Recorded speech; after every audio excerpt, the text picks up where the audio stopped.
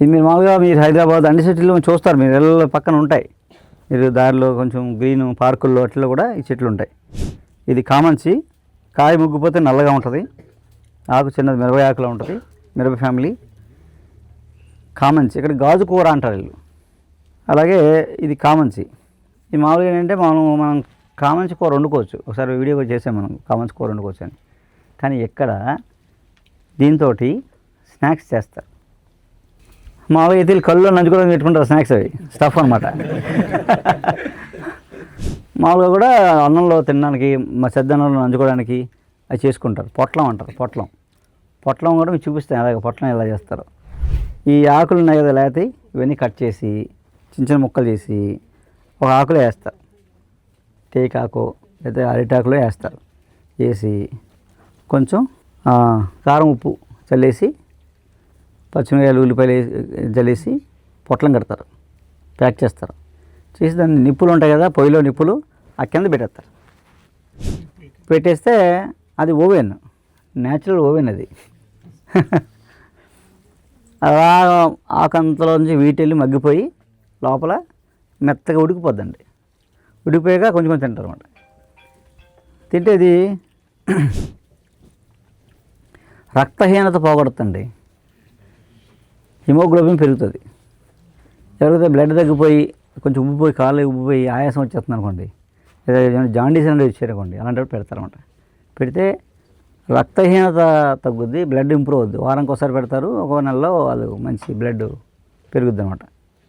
అలాగే మంచి ఆకలి వేస్తుంది, లివర్కి మంచి రక్షణ అనమాట అండి, ప్రొటెక్ట్ చేస్తూ ఉంటుంది కాలేయాన్ని. అలాగే కామంచి గాజుకూర ఇవి కూడా పెడతాం మీకు ఈరోజు, ఇవన్నీ పెట్టాం. అలాగే ఇది రామ్మూలక్కాయ. రామ్మూలక్కాయ అయితే ఇంకో పేరేంటి చెప్పండి? టమోటా. రామ్మూలక్కాయ అన్నప్పుడు ఎలా ఉంది, టమోటా అన్నప్పుడు మోటుగా తయారైంది.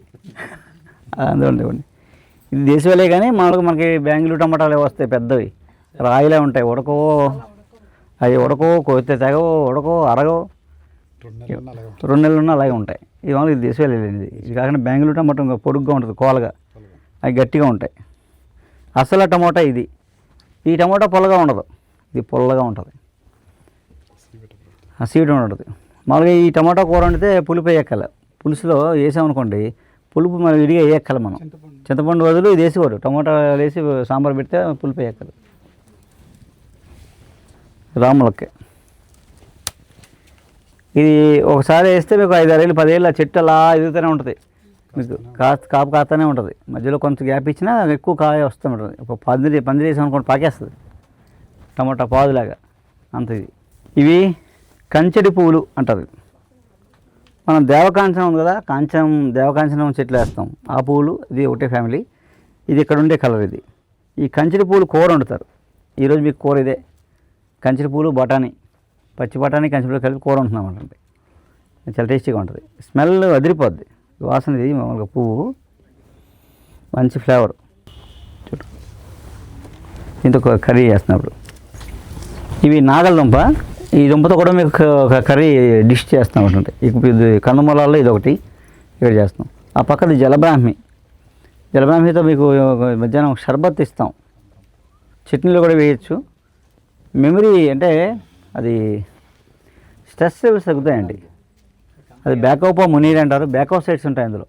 అలాగే మన సరస్సుతాకు, ఇది సరస్సుతాకు, ఇది సెంటెల్లా ఏసియాటికా. ఇది సెంటెల్లా ఏసియాటికా, ఇందులో ఏసియాటికో సైడ్స్ ఉంటాయి. ఇది ఈ రెండు కూడా మెమరీ పవర్, తెలివితేటలు పెరగడానికి. ఇదేంటంటే మాటలు స్పష్టంగా రావడానికి సరస్సుతాకు. అలాగే స్కిన్ డిసీజ్ తగ్గుతాయి. ఇది బాత్ పౌడర్లు వేస్తే చర్మాలు కూడా తగ్గుతాయి.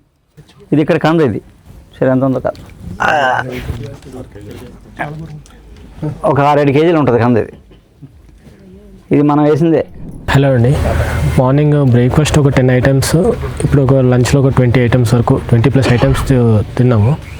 దీంట్లో వైట్ రైస్ తప్ప మిగతా అన్నీ కొత్త ఐటమ్స్. వైట్ రైస్, వాటర్ తప్ప, బ్రేక్ఫాస్ట్ ప్లస్ లంచ్ అన్నీ చాలా బాగున్నాయి.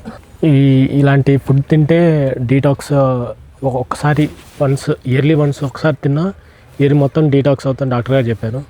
చాలా థ్యాంక్స్ అండి, ఆపర్చునిటీ ఇచ్చినందుకు. భోజనం అయితే చాలా బాగుందండి. ఇన్ని రకాల మీద ఏం తిన్నామో కూడా మాకే తెలియదు, కానీ మేము బాగా తక్కువ తినిమానని తినలేకపోయాం. అసలు అన్నీ బాగానే ఉన్నాయండి. భోజనం అయితే మాత్రం చాలా బాగుంది సార్.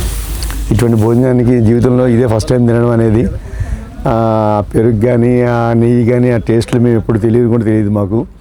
యాక్చువల్గా ఆ కర్రీస్ కూడా ఇప్పుడు వడ్డించిన వాటిల్లో ఒక్కటి కూడా మాకు పరిచయమైన కర్రీ అంటూ ఏదీ లేదు. ప్రతిదీ కొత్తగానే ఉంది. ఇంకా అసలు ఆ దుంపను ఆ చెరుకు పానకం అయితే అసలు ఆ టేస్ట్ చెప్పలేము. ప్రతిదీ కూడా చిలకడ దుంప పాయసం అని చెప్పి ఇచ్చారు. ప్రతిదీ అద్భుతం సార్. ఇక్కడ నాకైతే నేను తిన్నట్లో ఒక్కటి కూడా మేము ఇంటి దగ్గర చేసుకుని తిని అరగము. ఏ ఫుడ్ కూడా మాకు ఇంతవరకు పరిచయం లేదు. ఇక్కడ ఉన్న ఫుడ్ ప్రతిదీ కూడా ఓన్లీ వైట్ రైస్ అని అదొకటి మాత్రం తెలుసు అంతే. మిగతా అన్నీ కూడా ఏది మాకు సంబంధం లేని ఫుడ్ ఇదండి.